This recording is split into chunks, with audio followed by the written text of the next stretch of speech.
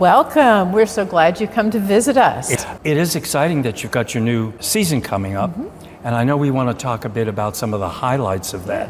I might begin by talking a bit about you and your background. I'm Katherine Lehman. I'm the Executive and Artistic Director here at Spivey Hall. My background is as a violinist. First 20 years of my life were spent as a professional violinist and college professor of violin at Sewanee, the University of the South. I was handed the Performing Arts Series at Sewanee unexpectedly one year, and that began a gradual shift to doing more of this sort of thing. I ran that Performing Arts Series for a number of years and then eventually ran the Summer Music Festival there, which brought 200 students to campus every summer for the summer. I was the executive director of the Boulder Philharmonic out in Colorado, where I also taught at University of Colorado at Boulder. So those are the things that I brought with me here to Spivey Hall when I started here just a little bit over 3 years ago. You talk a bit about Spivey Hall, its history, and how it fits into Clayton State University? Sure.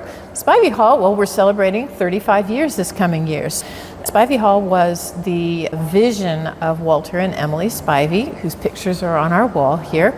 And Emily Spivey was an avid amateur organist, and that is why we have such an extraordinary Fadi organ here in the hall, which was built the year after Spivey was built. This was her vision, is that this be a place where this community can celebrate great music together. We have been a place that has been the home to classical music primarily, and jazz and more contemporary music as well for a very long time. We serve our campus and our students, and then we serve our immediate community surrounding us, and then we think of ourselves as serving the, again, predominantly classical music audience of Greater Atlanta, of Georgia, of the Southeast. We have people that fly in for concerts because our artists are only appearing a few places in the country. But then when you widen the circle even more, one of the things that is really important to me about Spivey Hall is, as one of the foremost venues in the United States,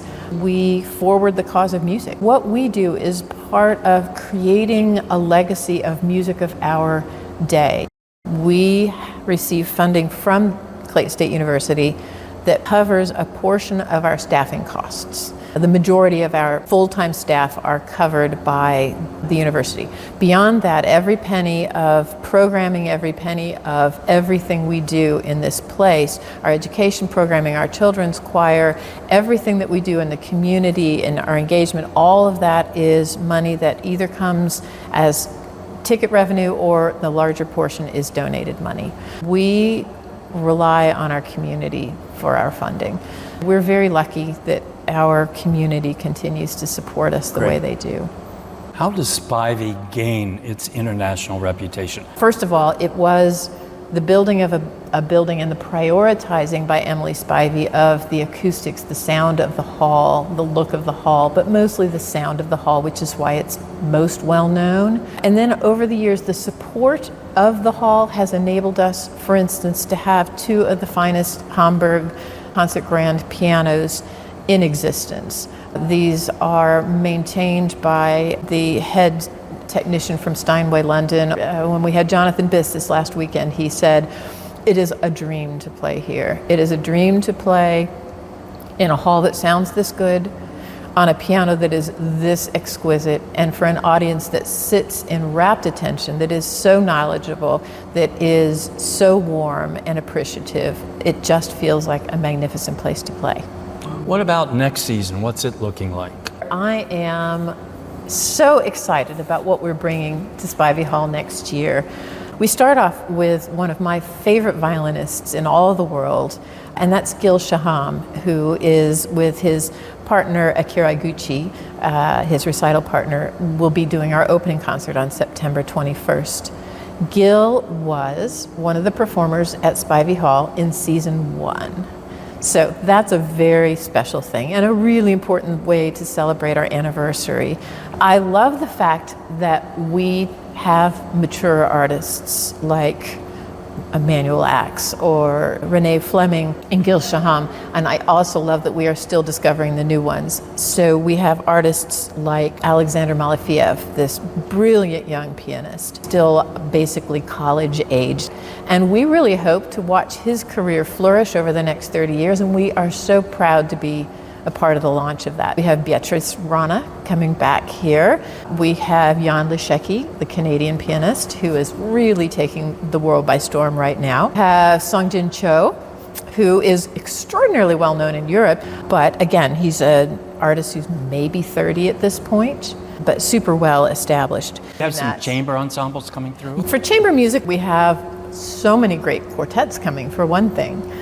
We join the rest of the world in celebrating the 200th anniversary of the Mendelssohn Octet. We have the two old friends, the Miro Quartet and the Isidore Quartet, coming together to join forces to play that piece. They'll each play one piece on their own, and then they'll conclude the concert with the octet. We also have the Pavel Haas Quartet coming next year, and we have the Danish Quartet. Lisa Weilerstein is going to be coming and joining us with our dear friend, the pianist Inon Barnatan, who has been here before many times. They're going to be doing a fascinating program of Brahms and Shostakovich sonata. We have some wonderful special events next year too, including the return, long overdue, of Chanticleer. And then another fun event I can't go too long without talking about is our new tradition of having an organ improvisation with silent movie at Halloween time. We're going to do the original 1922 black and white silent Nosferatu. David Coucheron and I have created a concert that he and his sister will anchor. We have 3 spectacular singers coming this year, which we are so fortunate. We have the spectacular soprano Angel Blue coming, was named Vocalist of the Year for Musical America just this last month. We're bringing another soprano, Karen Slack, who will be coming with the pianist Michelle Kahn. They just won the Grammy for their album of unpublished Florence Price songs, and that's the program that they will largely be bringing to us, along with, I think, some Schubert and a few other composers. And then at the end of the season is the countertenor John Holliday. I guess I'd call him early mid-career, but boy, is he getting a lot of attention now. And everything from the most serious roles, singing Messiah with the Handel and Haydn Society, to doing music that he is bringing about and commissioning music that comes from his background and heritage, doing fun things. He's one of the more colorful characters you'll meet in this business, and I personally can't wait to meet him, so I'm very excited for that. For me, music is so much more than a great artist on stage playing notes for a bunch of ears and an audience hearing it. For me, music is a community. It's a communal thing. And for artists as well, they will tell you that it really matters who's in the audience and how everybody's feeling that day and what the atmosphere is like.